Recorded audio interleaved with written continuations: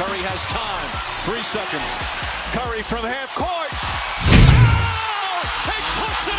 What we consider old in the NBA is much different from what we consider old in real life. It goes human years, dog years, and somewhere in between is NBA player years. So why is Steph Curry still so difficult to guard at age 34? That's approaching old man years in NBA terms. Hey, it might even be early on old man years in general. But Steph Curry is not slowing down. You could even argue he might be speeding up. You might argue he's getting harder to defend, which is as mind-boggling as it is downright unfair. So what is it about Curry? Why can't he be stopped? And why haven't you subscribed to the channel yet? I'm about to give you secrets to Steph Curry's success, with more secrets and insights down the road, and you're just gonna sit there without subscribing?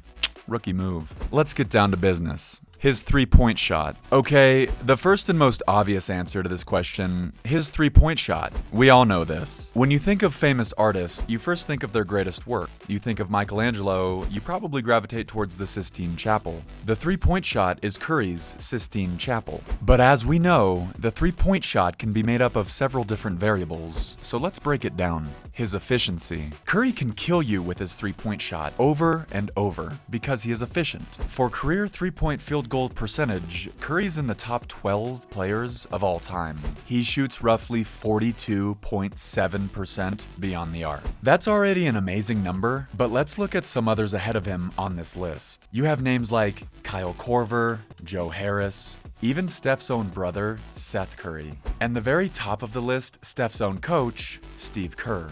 Now, these guys all average somewhere in the neighborhood of 43 to 44%. Kerr himself averaging 45.4%. So, for one, Steph is just behind the most efficient three-point shooters of all time. But look over that list of names. None of those guys are number one options. That's the scary part. It's one thing when one of the most efficient three-point shooters in history is on a team where defenders are facing them and may get off 10 to 12 shots a game as a second, third, or fourth option. Yeah, that can hurt you. But none of those guys are a number one option. Steph is, which means you are facing one of the most efficient three-point shooters in history, and he's getting dozens of shots off a game. That's why Steph is trouble. Those other guys have a number one option, kicking it over to them to get their shot off. Steph is the number one option. But that's just one facet of Steph's three-point shot. All right, let's talk about his range. Ooh, the range. Steph is a sniper. See, with those other great three-point shooters, there's a way to defend them, to stop them. Defenders will get in their face before they get a chance to get comfortable and get their shot off from their spot. Doing this, defenders can oftentimes make the three-point shooter uncomfortable and possibly stop them from taking that shot. Getting up on an incredible three-point shooter right at the three-point line is a great strategy. But not for Steph. If you get up in his grill on the three-point line trying to make him uncomfortable in, quote, his spot, no worries, he's got another spot about 4 feet behind him, and another one 3 feet beyond that one, and 3 feet to the left. Curry simply doesn't have spots. He has one half of the court, and a shot from anywhere on that half of the court is liable to go in. And he has proven this several times. His range is incredible. Forcing him off the three-point line literally means nothing. He can still shoot the rock from deep at a fantastically high clip.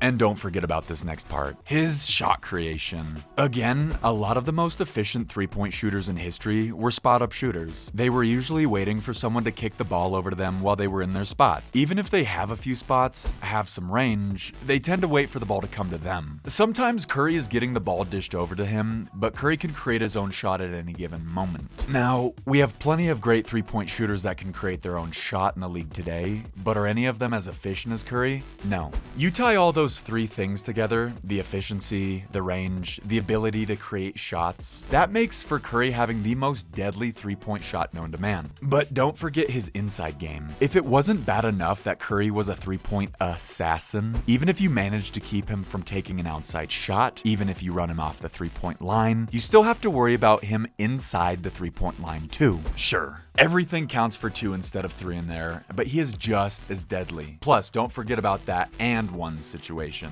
The problem is, Curry isn't a one-trick pony. When he gets in the lane, he is also an amazing finisher. He can shoot from anywhere inside that three-point line. He's got the floater game. He's got the ability to finish around the rim. Sure, you won't see him dunking on people's heads, but with his acrobatic moves and his agility, he can still put people on skates. See, he's got quickness, he's got speed, but did I mention the handles? You could make an argument he's got the best or close to the best handles in the entire league right now. We've seen him put Rudy Gobert in the spin cycle among countless others. Good defenders or not, Curry will have you looking like an amateur ice skater out there. Now, besides all the speed and quickness and all that, there's another facet of Steph's game that sometimes gets overlooked. None other than his endurance. Yeah, endurance. It's one thing to have spurts of speed and quickness, but defenders can more or less keep up with that. Steph may be the best conditioned athlete in the game. As he's been mentioned by several players and coaches, including Mavs coach Jason Kidd, Curry works with Brandon Payne and does some insane conditioning along with all of his training and practicing. He is intent on wearing you out. Defenders know this.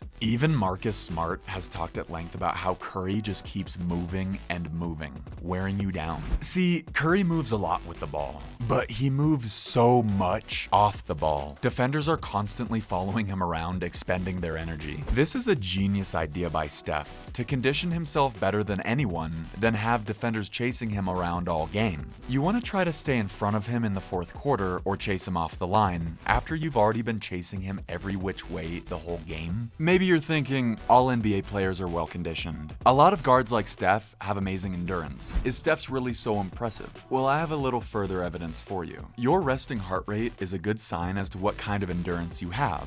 The average adult's resting heart rate is usually between 60 to 90 beats per minute. Maybe you've heard of professional bicyclists having extremely low resting heart rates due to their excellent endurance. A lot of the top cyclists, like those competing in a Tour de France, they can have resting heart rates below 40 beats per minute. Apparently, so can Steph. Once visiting a cardiovascular laboratory, Steph presented a resting heart rate of 30 beats per minute. Sure, the dude is cool under pressure, ice cold, but this is also a sign of impeccable conditioning. And not just that, I want to go into other overlooked qualities. We've already gone over enough qualities to highlight Steph that seemingly make him unstoppable, but if that wasn't enough, there's still a few other things that are often overlooked. Minor details that really add to the game of Steph and elevating him to that elite status. For one, Steph's no slouch on defense either. He may not be an all-defensive candidate or anything, but he contributes. Then again, he hasn't had to contribute all that much on most of his teams, partnered up with Clay, Draymond Green, and tons of other defensive presences over the years. The luxury of being on many great defensive teams, he can excel even more on offense. And that's just not fair. And if by some miracle you've managed to keep up with Steph, you've moved him off his multitude of spots enough times, you've gotten in his face, you've agitated him, the dude can still pass. We're not gonna sit here and tell you Steph is the second coming of John Stockton,